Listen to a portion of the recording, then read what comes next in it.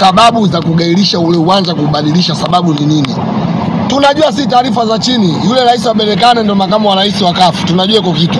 Sio kama vitu vya kuficha, sisi tunajua hizi fitina. Na mimi Mzumbe kitu nilishakiona mapema Mzumbe. Nilishakukiongea.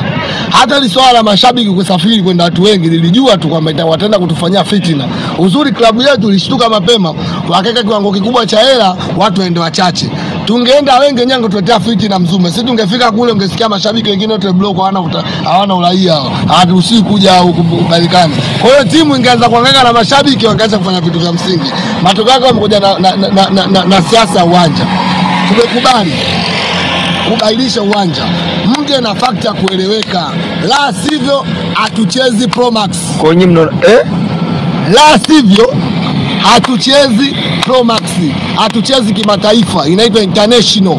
Hatuchezi kimataifa. Mashabiki tushanunua tiketi si tayari. Hatukatai kucheza. Sisi tunaoja, tukisema hatuchezi tunaoja ya msingi. Sio hatuchezi tu, sisi tunaposema hatuchezi tunaoja ya msingi.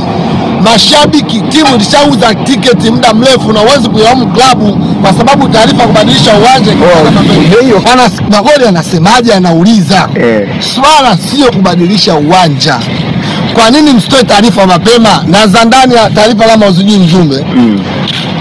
Berkane taarifa kwa nazo toka jana. Na walikopo wanajua toka jana na walishabuki tayari hoteli toka jana.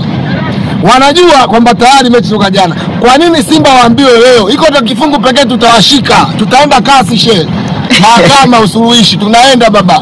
Hii mechi tunaenda kasi. Na waambieni CAF. Simba sio Yanga, sisi tukienda kasi tuna mawakili wasomi. Kipengele kipo kinauliza kama kweli mmekuwa mna mabadiliko ya uwanja, kwa nini msitoe mapema?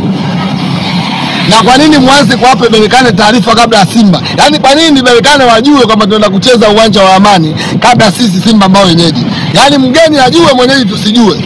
Hiyo ni fitina na tunaipinga.